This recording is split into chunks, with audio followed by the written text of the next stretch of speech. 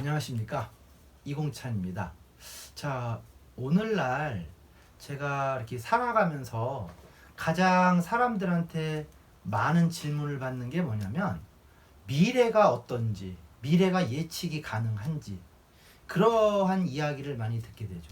사실 미래는 예측하는 게 아니라 현재 내가 선택에 의해서 미래가 결정이 되죠. 그러면 어떻게 하면 미래가 긍정적으로 나아갈까? 이제 그걸 알아야 되는데, 우리네 삶은 굉장히 욕심이 많기 때문에 그거에 대한 길을 제대로 찾지 못하죠. 그래서 오늘은 이제 어떻게 제대로 길을 갈 건지 그거에 대한 이야기를 해보도록 하겠습니다.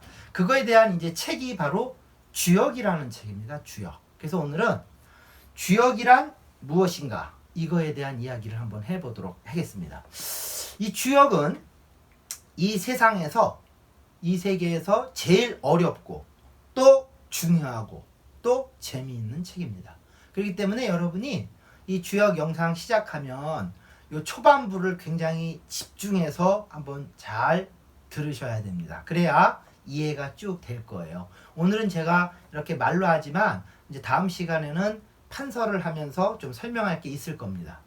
자, 그럼 주역이란 이제 어떤 건지 한번 잘 볼게요. 우리가 과거를 이렇게 되돌이켜보면 제일 행복하던 시절이 언젠가 보면 4살, 5살 때일 거예요. 그때는 왜 그러냐면 엄마 손만 잡으면 모든 문제가 해결이 됐죠. 바로 엄마가 전지전능하신 해결사였습니다.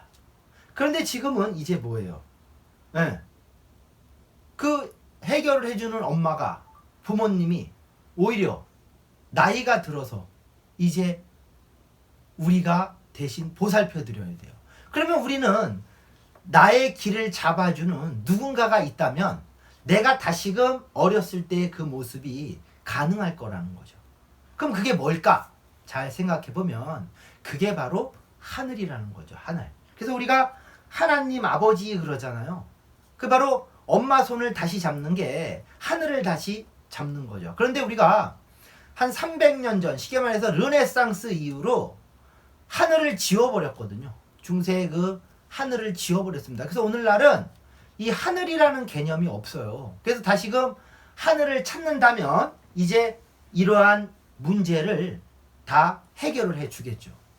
그런데 오늘날 교육으로는 그게 도저히 안 되는 거죠. 그러면 하늘 같은 전지전능한 이 부모님은 우리한테 무엇을 원할까요? 네. 그래서 부모님은 다른 거 없습니다. 우리가 잘 살기를 바라죠. 하늘도 마찬가지입니다. 우리가 행복하게 잘 살기를 바라죠. 그러면 하늘은 그러면 우리한테 잘 살기를 바라는데, 구체적으로 어떻게 살아라, 어떻게 살아라, 어떻게 살아라 말은 하지 않아요. 단지 느낌으로 전달을 하죠. 느낌으로. 그래서 아이들이나 노루나 사슴 이런 것들이 하루 종일 이렇게 막 뛰어다니거든요. 그거는 그 노루나 아이들이나 사슴이 뛰어다녀야 되겠다는 그런 거로 뛰는 것이 아니라 하늘의 느낌에 의해서 그냥 뛰어다니는 겁니다. 그리고 우리가 그러면 그런 느낌이 왕성하다면 우리는 뭡니까? 하늘의 느낌대로 살기 때문에 아무 문제가 없이 잘 살겠죠. 근데 우리는 아까도 얘기했지만 욕심이라는 거가 있어서 그 하늘의 느낌이 뭡니까? 차단이 됐다고요. 차단이. 그래서 사실은 우리가 이런 느낌이 있어요. 딱 보면. 그래서 예를 들어 뭐 집이 무너진다든지 뭐 산이 무너진다든지 뭐 이러면 본능적으로 그거를 피할 수 있는 느낌이 있는데 욕심에 의해서 그게 차단이 돼 버립니다. 그래서 삼풍백화점이 무너졌을 때 그 실제 그 예로서 보면 어떤 엄마가 아이를 데리고 미용실에 가서 머리를 하려고 하는데 갑자기 얘가 미친 듯이 울었다는 거죠. 그래서 도저히 그냥 여기 있을 수 없어서 애를 데리고 유모차 끌고 나오는 순간, 나오자마자 삼풍백화점이 무너졌다는 거죠. 그래서 엄마도 참 이런 경우가 있구나.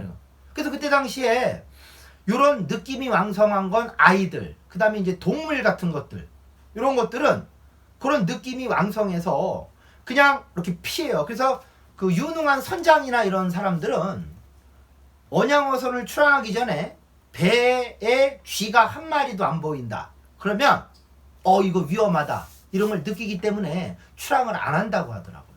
그러면 이런 동물들이나 아이들 이런 것들은 어떻게 그런 느낌이 왕성하게 알까? 욕심이 없기 때문에 그래요. 욕심이 없기 때문에.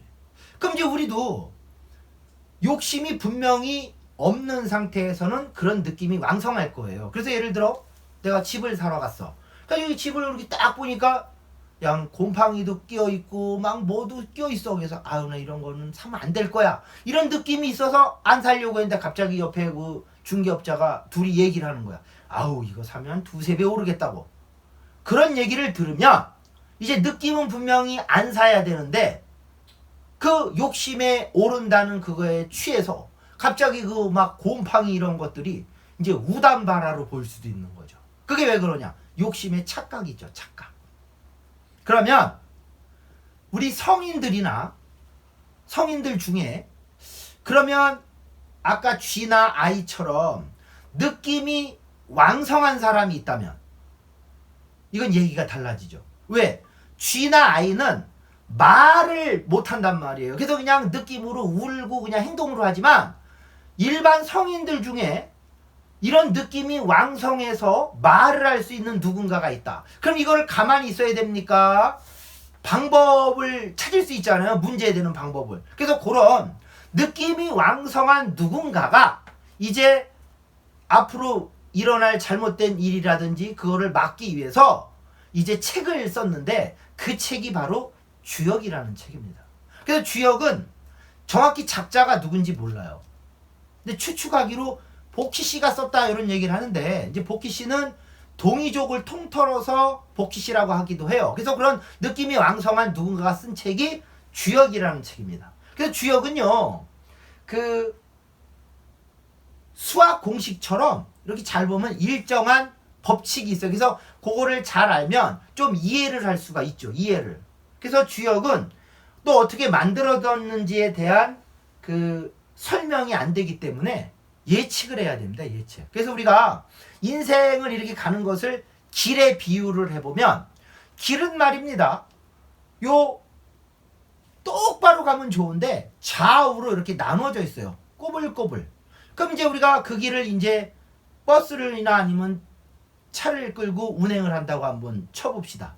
그럼 그 길을 잘 가는 사람은 누굴까 보면 운전수하고 잠을 자는 사람들은 그 길에 대해서 그냥 버스나 차랑 한 몸이기 때문에 잘 갈 수가 있어요. 근데 이제 잠을 안 자면서 깨어 있는데 멀미를 하는 사람이 있다고요. 뭐냐? 그 멀미하는 사람은 고정관념 때문에 멀미를 하는 거죠. 왜? 꾸불꾸불한 길을 갈 때, 자, 좌측으로 길을 간다? 그럼 이게 계속 좌측으로 갈 줄 알고 거기에 힘을 주다가 갑자기 우측으로 돌리면 어지럽거든요. 이게 반복이 되면서 멀미를 해요. 이제 이런 현상을 뭐라 그러냐? 이게 바로 봉변당했다고 하는 거죠. 봉변. 그러면 운전수나 잠을 자는 사람처럼 이렇게 잘 가는 거, 요거를 뭐라? 능변이라고 합니다. 능변. 그러면 뭐 잠을 자는 사람은 제껴두더라도 운전수는 그 길이 보이잖아요. 길이. 그렇기 때문에 그거에 대한 답을 길을 찾을 수가 있잖아요. 그래서 요 주역이라는 책은 인생에 있어서 그 길을 보여주는 책입니다. 그래서 그 길을 64가지의 경우로서 보여주는 거죠. 그래서 인생길을 보면 아까도 얘기했지만 이렇게 직선으로 가는 것이 아니라 좌우로 가거든요. 그래서 이 좌우로 가는 거를 이제 음양이라고 하고 요거를 도라고 합니다. 그래서 자연의 순리적으로 잘 가는 길 요거를 도라고 하고 또 요거를 태극이라고 하죠. 그래서 요거를 이제 음양으로 표현을 합니다. 그래서 결국 우리가 가는 길은 이제 음양으로 나뉘어지는 겁니다. 그래서 오늘 시간은 요 이제 인생길은 음양으로 나누어지고 그게 도고 그거를 태극이라고 한다. 이제 요까지만 설명을 드리고 이제 다음 시간에는 주역의 제작 원리와 구성이 어떻게 되는지 이제 그거에 대한 이야기를 또 해보도록 하겠습니다. 자, 오늘은 여기서 마치도록 하겠습니다.